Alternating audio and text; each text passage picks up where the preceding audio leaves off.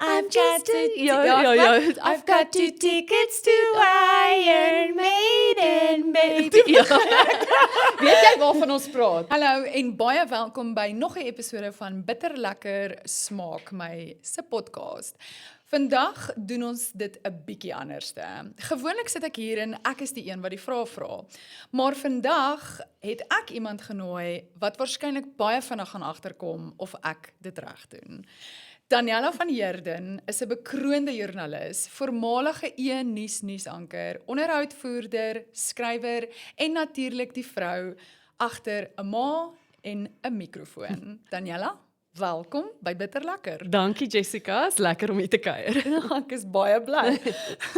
Jy het al gesê dat die episodes wat die beste werk, gewoonlik die is waar daar menslike emosies en ware stories is.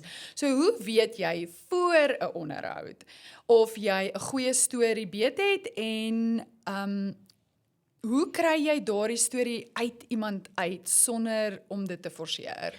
Sjoe, ja, ek kies nogal die onderwerpe versigtig en ek dink as iemand eers in die eerste plek ja sê om op 'n maande mikrofoon te wees, gewoonlik ken hulle die produk of ek stuur vir hulle voorbeelde van episodes so hulle weet wat om te verwag en ek sê ook altyd vir my gaste dit moet vir jou, want partykeer praat hulle oor traumatiese gebeure of goed, maar ek sê dit moet vir jou 'n positiewe ervaring wees. En die rede hoekom baie keer mense ja sê om dit te doen, al praat hulle dalk oor die verlies van hulle kinders of regtig moeilike dinge, soms, dis daarmee als net so swaar nie, maar dit is eintlik 'n dieper motivering. Baie van daai ma's sê, hulle weet hulle storie kan 'n verskil maak vir iemand, en dan vloei die gesprekke half net natuurlik. Dan is ek eintlik maar net in die oomblik en ek moet net regtig fokus om op die persoon te let en iets by hulle te leer. Maar van my kant af is eintlik die werk gedoen, want daardie persoon en hulle storie en die besef van die waarde van hulle boodskap maak dat dit 'n goeie episode is. Maar jy het nou gevra, hoe weet ek? Ek dink dit is maar jarelange se journalistieke ervaring, ook mense het 'n gevoel vir wat nuuswaardig is, maar ook soos jy sê die menslike element, want ek het ook baie belangrike episodes en episodes wat van die luisteraars wat belangrik is oor wat ek noem die inligtingsepisodes wat sê net maar gaan oor borsvoeding of borskanker, mediese kwessies, nageboorte depressie of die leenes, of ek praat met 'n kenner oor hoe om vir jou kinders te sê oupa of ouma is dood. Daai episodes is ook belangrik, maar die wat ek sien regtig goed doen is mense gee maar om vir ander mense, veral in hierdie tydperk van kunsmatige intelligensie. Mense wil nog steeds connection hê, verbintenis met mense. So ons wil mekaar se stories hoor en by mekaar leer en regtig die hart van 'n persoon sien. En dis die episodes wat goed doen as iemand oopmaak en in Engels sê hulle vulnerable, kwesbaar is. Ja, en deel. Ja, wel terwyl ek so, jy weet, nou soos ek hier sit en ek luister na jou, ek dink dit verg nogals baie, omdat ek 'n bietjie nuut is in hierdie hele situasie, ek dink dit verg nogals regtig baie intense aandag. So, mense kan altyd sê, seker, ja, hier sit hierdie twee mense op 'n bank en hulle gesels met mekaar en dit is tog te lekker en ons lag en ons huil en ons doen al hierdie dinge, maar tog moet enige aanbieder van 'n podcast regtig kan fokus en regtig mooi kan luister wat die ander persoon sê. Anders te maak dit net nie sin waarna jou volgende vraag byvoorbeeld moet gaan nie, soos byvoorbeeld ek gaan nou vir jou vra, ek gaan jou my volgende vraag vra, maar dit gaan natuurlik nie inpas by wat ons nou net noodwendig gesê het nie, want alles loop nie altyd soos wat dit veronderstel is om te loop nie. So, ek gaan jou die volgende vraag vra en ek wil weet, wat dink jy van soos nuwe podcasters, wat verkeerd verstaan, wat hierdie wêreld inbetree? Jy kan 'n ongelooflike gas hê. Mooi kameras, goeie klank, en dit het ons alles definitief, en 'n stunning studio. Maar wat is daardie een ding wat 'n onderhoud steeds kan boring maak? En dan ook andersom, wat kan 'n doodloopgesprek half skielik heeltemal briljant maak? Dis eintlik maar baie van dieselfde beginsels wat ek het van jongs af, eers het ek skoolkoerantkursusse bygewoon, toe ek op skool was en geleer om 'n joernalis te wees. Later het ek begin om dit aan te bied en podcasting is eintlik maar dieselfde. Dis tog die voer van onderhoude om werklik belang te stel in die persoon wat voor jou sit, te luister wat hulle sê en dan die inligting op die beste moontlike manier vir die gehoor te verwerk ook. En dis 'n kombinasie van goed, want ek dink mense kan nie verwag dat iemand wat jonk is en nuut is al die vaardighede gaan weet nie. Ek moes ook leer, jy weet, as ek onderhoude gevoer het toe ek pas begin het as joernalis, sou dit heel anders gelyk het as wat dit nou is. Ek het begin werk in 2008 as 'n joernalis by Beeld en elke keer wat jy onderhoude voer, leer jy of jy leer hoe om die vrae te vra of hoe om dit nie te vra nie, hoe om verskillende mense en situasies te benader. So dis ook 'n vaardigheid. So ek dink iemand wat dit wil doen, moet ook bietjie genade hê met jouself dat jy gaan nie van die begin af net professioneel en top wees nie. Ek sê dit altyd vir studente ook as ek met journalistiek studente gaan praat. Moenie so bang wees om nie uitnemend te wees dat jy dit glad nie doen nie. Die enigste manier hoe jy beter word is deur te probeer en foute te maak en foute te maak en foute te maak en met elke fout word jy bietjie beter. So gee jouself daai tyd, doen dit genoeg sodat jy, as jy elke podcast wat jy opneem 1% beter word, as jy weet, na 100 episodes, gaan jy dubbel so goed. Presies. Ek dink dit maak wiskundig sin in ja, my en ek is nou by 100 episodes op die podcast na So ons kan sê jy's jaar, so 100%. ons hoop so.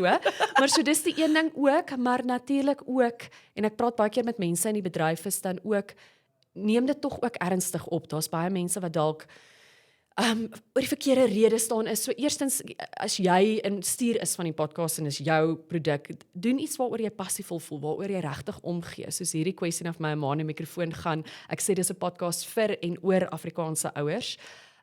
So ek gee regtig om oor elke storie wat ek vertel. Ek dink die episodes het waarde, dit maak 'n verskil. So natuurlik maak dit 'n verskil as die persoon wat sit omgee oor die inhoud. En dan natuurlik navorsing ook. Daar is goed wat in jou beheer is. Jy het nie altyd beheer oor hoe die persoon gaan antwoord en hoe hulle kan reageer nie, maar jy het beheer oor jou eie voorbereiding. En ek sê dit nou ook met die volle wete dat soms sê iemand vir my, okay, ek kan met jou praat, maar ek is nou beskikbaar en dan het ek ook nie die tyd om voor te berei soos wat ek sou wou nie. Maar doen wat jy kan om voor te berei. En so 'n kombinasie. Gee jouself tyd en ruimte om te groei. Moenie verwag jy gaan van die begin af net super uitstekend en professioneel wees nie, maar doen alles in jou vermoë om jou gas op hulle gemak te stel, voorberei te wees en as foute gebeur, dis nogal raad wat ek in nuuslees ook gekry het, dat dinge gaan gebeur, veral as dit regstreeks in nuus is of as jy 'n opname doen. Dit is nie 'n krisis nie. Soms werk 'n vraag dalk net nie of die gas wil dit nie antwoord nie. Dan moet jy dit take it in your stride en beweeg aan. Ja, en ek dink dit is nogals lekker van 'n podcast of 'n vodcast selfs, dat as iets rarig nie werk nie. Dit is so maklik om dit net uit te sny, Ja. right? Dit help baie. Dan help dit dat my vierdoop was eintlik regstreeks in nuus waar jy nie kan uitsny nie, wat as 'n gas daar sit in die ateljee en die vraag loop skeef, dan is dit nou maar so. Nou kan ek my gaste op hulle gemak stel. My podcast word virtueel opgeneem want ek praat met vroue reg oor nie net eers die land nie, die wêreld, maar ek sê altyd vir hulle, as jy iets nie wil beantwoord nie, as jy 'n vraag anders wil fraseer, dan doen ons dit. Maar ek moet ook sê dit gebeur eintlik baie min. Ek dink as mense op hulle gemak is, dan is dit net 'n lekker vloeiende gesprek. En al wat partykeer gebeur is daar's 'n Hadida wat kruis of my Jack is nou by my huis, my Jack Hallo, Russells welkom by blaf vreeslik Suid-Afrika. of so iets en dis die tipe van dinge waarna ons kyk, maar dis so eintlik veilige spasie en ek dink die gaste wat op 'n maande mikrofoon is, weet dit nou al. So daar's nooit regtig, dink nie ek het al enige situasie gehad waar iemand sê ek wil nie oor praat nie. Hulle gaan in met die wete dat dit is die tema hulle gaan praat. Dit is moeilike gesprekke wat jy en hulle, gaan hê. soos ek weer eens sê, hulle die hart om hulle storie te deel met ander luisteraars, ja. Hoorie, so ek is regtig nou net nuuskierig. Ek wil weet, as jy voorberei vir 'n podcast en jy besluit wie is jou gas of 'n gas nader jou dalk, stuur jy die vrae vir hulle vooraf, dat hulle daardeur kan lees of so, of hou jy meer van daai spontaniteit wat deur die kamera of deur die mikrofoon gehoor kan word en jy weet, daai half momente? Goeie vraag. Ek hou daarvan om dit te doen. Ek sou dit nooit gedoen het in nuus eintlik nie, veral as jy nou met 'n politikus praat, dan stuur jy nie. Maar ek vind daar's veral gaste van al die wat dalk uit 'n mediese perspektief wil praat, wil hulle feite regkry, hulle wil seker maak hulle verfris dalk weer 'n bietjie. Ek praat met iemand, sê nou maar 'n mediese dokter oor kindersiektes, laat sy net weer al haar dinge regkry. So ek stuur dit graag. Ek maak dit wel ook duidelik dat my gesprek is nie hierdie is vraag 1 en nou vra ek vraag 1 en nou ek sê dis 'n riglyn, dis 'n raamwerk. Ek luister na wat jy sê en ek reageer daarop en soms behandel ons dalk 1 of 2 vrae in die gesprek, het sy hele eie verloop. So dis net eintlik om hulle gedagtes te laat vloei van min of meer die tema van die gesprek, maar dit is nie set in stone soos ons nou in Engels sal sê en dit is hoe ek dit vra nie. Dis regtig 'n breë riglyn en gewoonlik sal ek sê so 30 tot 40% van die gesprek is daai vrae en partykeer is dalk een vraag se antwoord so intens of so interessant dat mens sommer eintlik net op dit bly en nie eers by alles uitkom wat jy sou wou nie. Ja. Maar die lekker natuurlik ook van 'n podcast is daar's nie 'n regisseur wat vir jou sê kat nie. As dit 'n wonderlike en interessante gesprek is, dan kan ek dit 'n uur lank doen. Niks skeer my nie. Ja, my grootste vrees is Johanay wat agter jou gaan staan en maak sy so. Ek het nie 'n Johanay by my huis nie. Dis net ek, my eie dagboek en as ek sê net maar my kinders by die skool moet gaan haal, dan moet ek nou sê ons tyd is op. Ja, of- dis nou genoeg julle. Dis baie Of lief is julle, dit maar iemand julle se moet nou huis toe lunch? gaan. Presies. So dis eintlik ook baie lekker dat ek laat die gesprek my lei. Ja, dis eintlik sulke goeie raad. Ek love dit. Baie dankie. So jy kom uit 'n journalistiek jy weet agtergrond uit waar navorsing natuurlik en ons het nou net daar gepraat is hoekom ek gedink het ek gaan nou hierdie ene vra. Dit is ongelooflik belangrik. Maar daar is seker ook 'n ding soos miskien om te voorberei te wees. So as jy met iemand gaan sit, hoeveel van jou gesprek en jy het dit ook nou eintlik nou net gesê, maar hoeveel van jou bespreek behoort jy vooraf te beplan en hoeveel moet jy bereid wees om soos half weg te gooi of as die gas dalk voel dit is nie interessant genoeg nie of jy weet of hulle stop jou dalk of hulle stop jou dalk net daar in jou trek soos wat is jou oplossing vir so iets? So daai eerste deel, ek dink die belangrike deel eintlik vir navorsing is nie soseer dat ek dit gaan gebruik in die onderhoud nie. Ek weet dalk waar jy gebore, watter dorp, waar jy groot geword, maar dis gewoonlik inligting wat gereedelik beskikbaar is.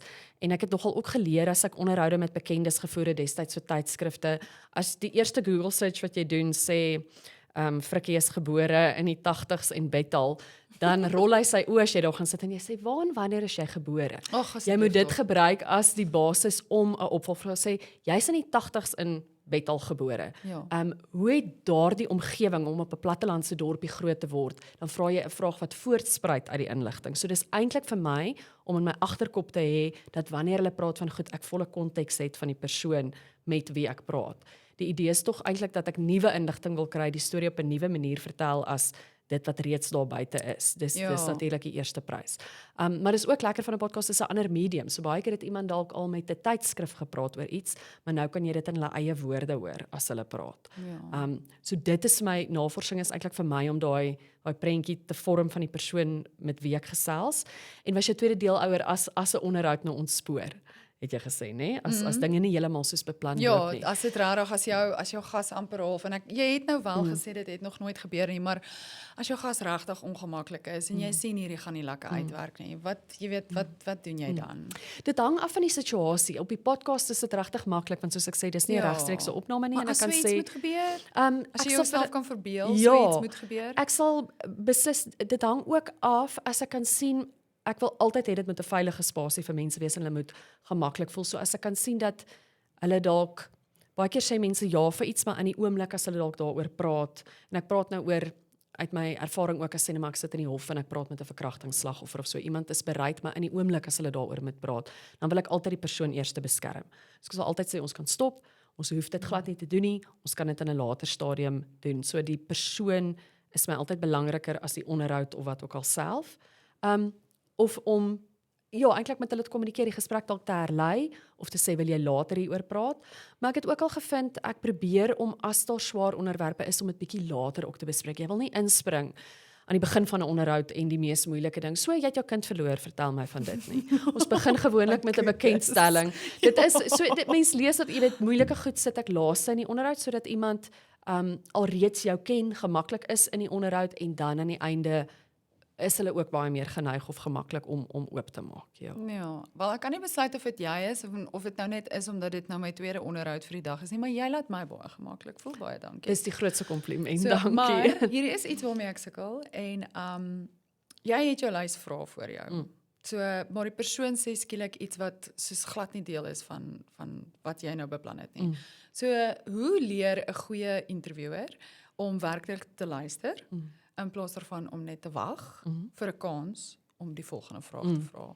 Want ek dink dit gebeur so gereeld en dit frustreer my ongelooflik, veral in Suid-Afrikaanse podcasting, jy weet vodcasting, selfs gewone nuusonderhoude, daai tipe van goetertjies. Dit voel so amper asof dit geforseer word en dan lyk dit net nie lekker nie. En dan kry mense kry nie daai geleentheid om regtig te sien wat daai mense antwoord is regtig nie. Hulle antwoord ook omdat jy net daai vraag gevra het.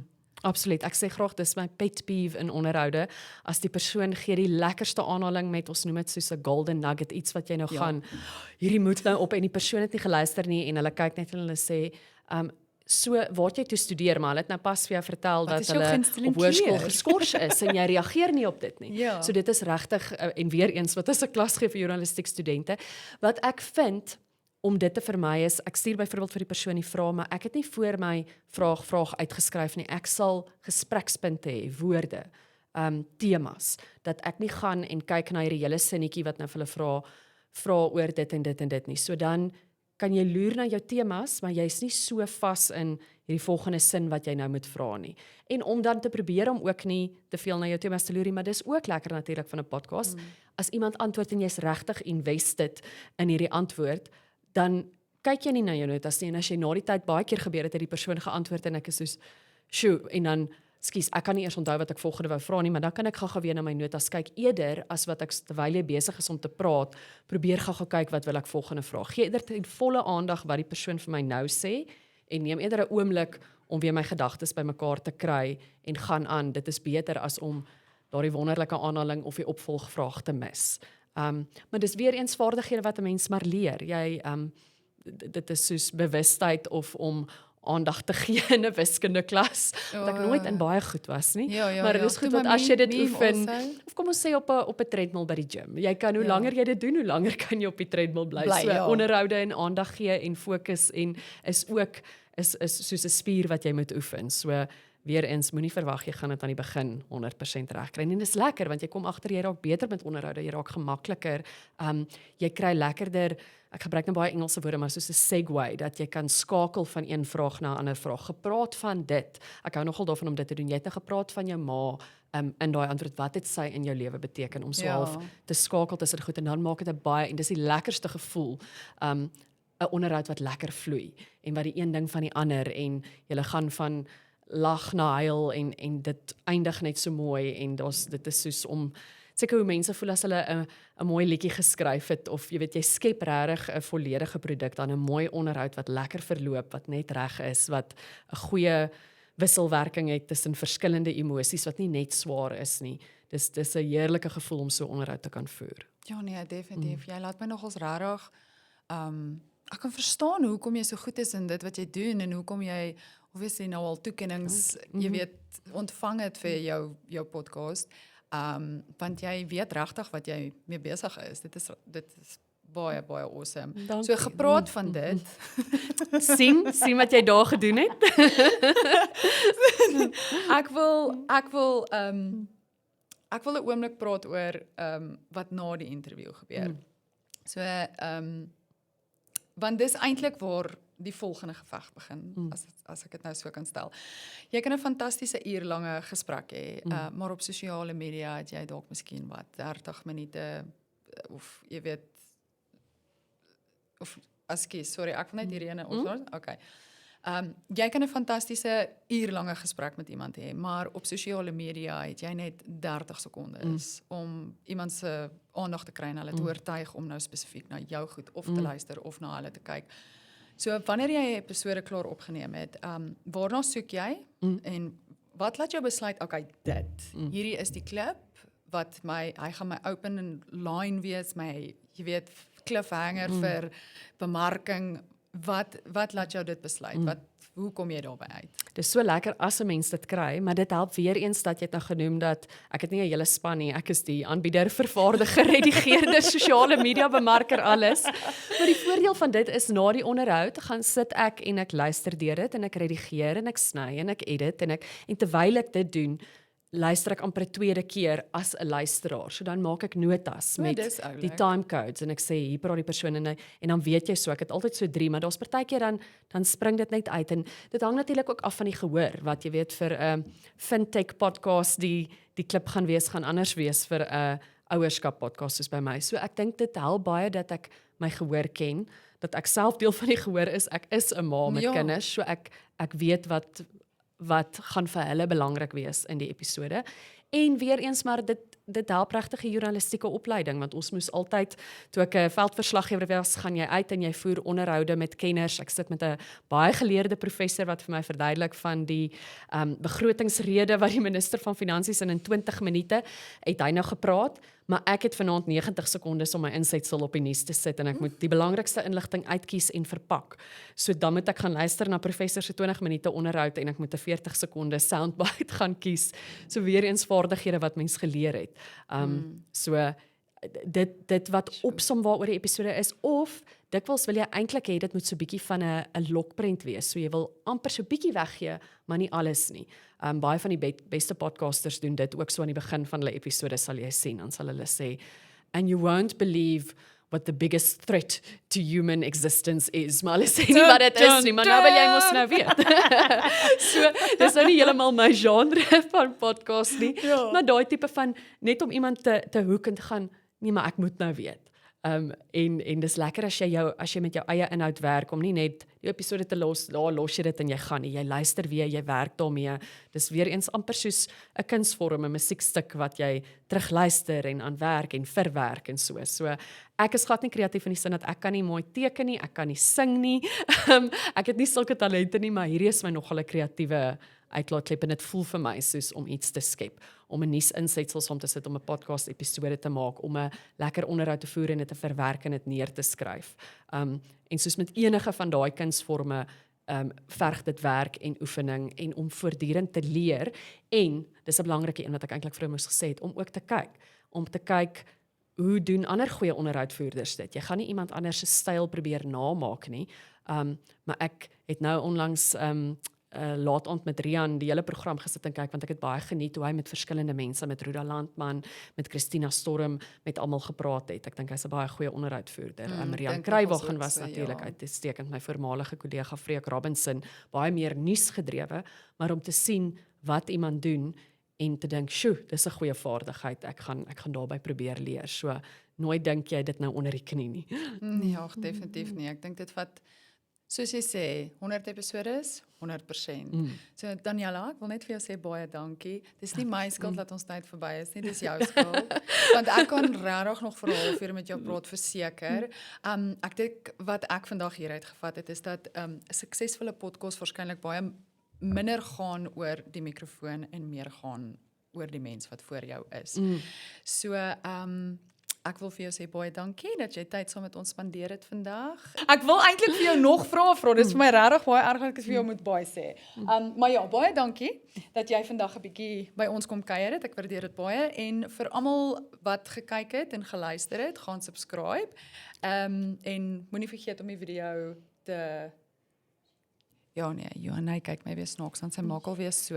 Ja, so moenie vergeet asseblief om die video vir ons te share nie, en ek sê vir julle baie dankie, ek sê vir jou dankie Daniela, ek hoop jy het 'n lekker dag. Ja, en as iemand hier kyk en hulle dink hulle wil dalk 'n podcast begin, sal ek sê, doen dit. Dis baie lonend, dis lekker. Jy 'n kreatiewe uitlaatklep, jy leer by mense. Dis regtig iets lekker om te doen. So doen dit, en as jy vra het, kontak my op sosiale media. Ek wil altyd mense help wat wil skep. Okay, ek is eerste. Welkom. So dit was wat ons nou ongelukkig vir tyd gehad het vir vandag se episode van Bitter Lekker Smaak My se podcast. So tot volgende keer, totsiens.